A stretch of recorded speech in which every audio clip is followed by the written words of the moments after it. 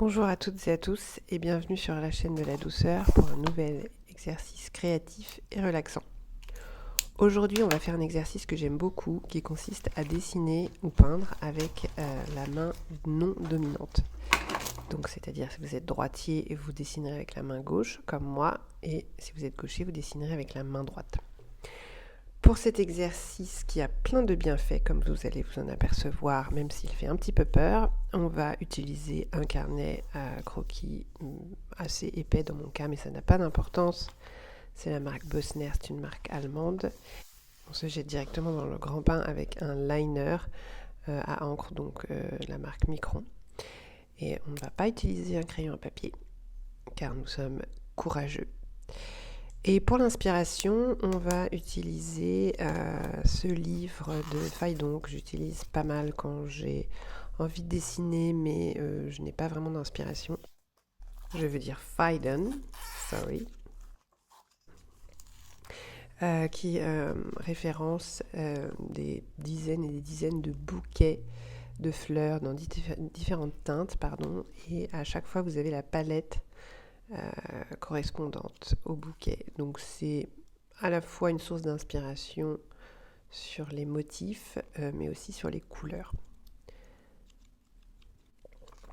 Pour cet exercice courageux, j'ai tout de même choisi un bouquet assez simple.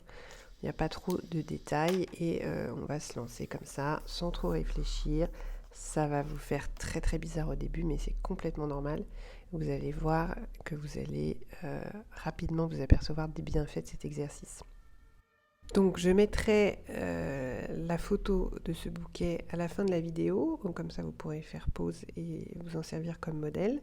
Sinon, si vous avez le livre chez vous, bien vous choisissez le bouquet qui vous arrange, ou alors vous pouvez prendre évidemment n'importe quel modèle, n'importe quelle inspiration. C'est du moment que c'est inspirant, c'est tout ce qui compte. Il y a plusieurs études et recherches, beaucoup même, qui ont été menées sur le sujet, les bienfaits du dessin avec sa main non dominante, qu'on appelle aussi le dessin à dominance croisée.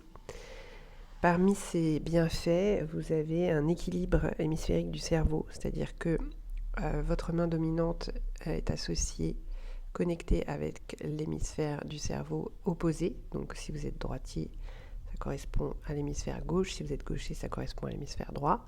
Ce qui fait qu'on va avoir tendance à beaucoup plus solliciter un hémisphère que l'autre. Et faire des choses avec sa main non dominante, permet justement de rééquilibrer un petit peu cette activité. Dans la même idée, ça profite à la neuroplasticité, c'est-à-dire que vous allez, cette activité dont le cerveau n'a pas l'habitude, l'oblige à s'adapter, à reconnecter différemment les voies neuronales. Donc, c'est ce qu'on appelle la neuroplasticité, la capacité à créer de nouvelles connexions. Cette activité permet également d'améliorer la créativité parce que vous allez obtenir, vous maîtrisez moins bien vos gestes, le trait, donc vous allez obtenir des résultats non conventionnels, étonnants. Voilà, alors là on voit que j'ai accéléré. Cela va vous permettre d'avoir une approche du dessin plus intuitive, j'étais assez agréablement surprise du résultat, vous libérant au modèle de vos schémas de pensée habituels. Je mets un petit peu de couleur, toujours avec ma main non dominante, histoire de finir un petit peu le dessin. Pour continuer sur les avantages du dessin à dominance croisée, ça améliore également l'attention et la concentration. De la même façon, vous n'avez pas l'habitude de ces mouvements, donc ça demande une plus grande concentration et donc une réduction du stress, puisque dès que vous êtes concentré sur quelque chose, le brouhaha incessant des pensées stressantes et anxiogènes cesse.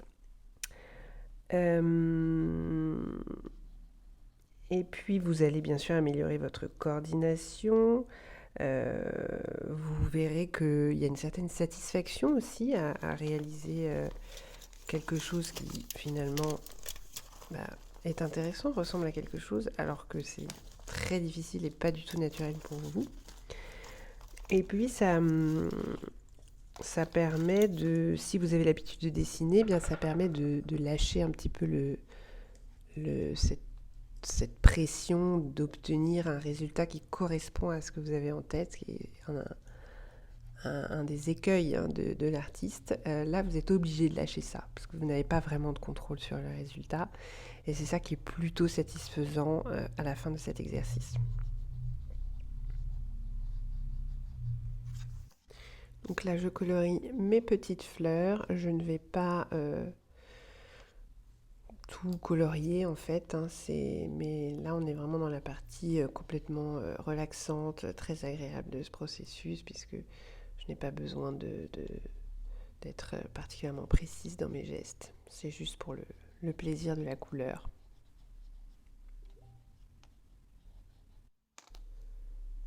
C'est un exercice que je pratique régulièrement. Vous verrez bien sûr que à force de pratiquer, vous vous améliorez, mais c'est toujours différent que ce que vous feriez avec votre main dominante. Et moi, j'y retrouve vraiment ce plaisir d'une sensation nouvelle, d'une concentration, d'un calme et de la surprise, le résultat à la fin. Surprise que l'on observe avec une grande indulgence, puisque le geste est tellement inhabituel. Et c'est agréable d'être un petit peu indulgent avec soi-même de temps en temps.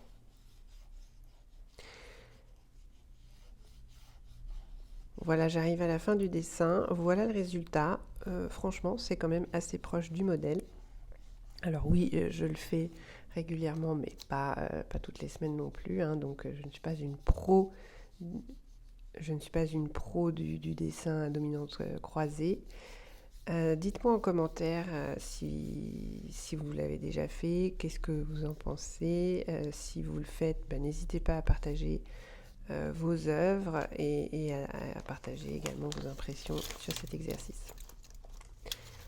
Je vous souhaite une excellente journée et on se retrouve très vite pour un nouvel exercice de créativité relaxante. À bientôt sur la chaîne de la douceur.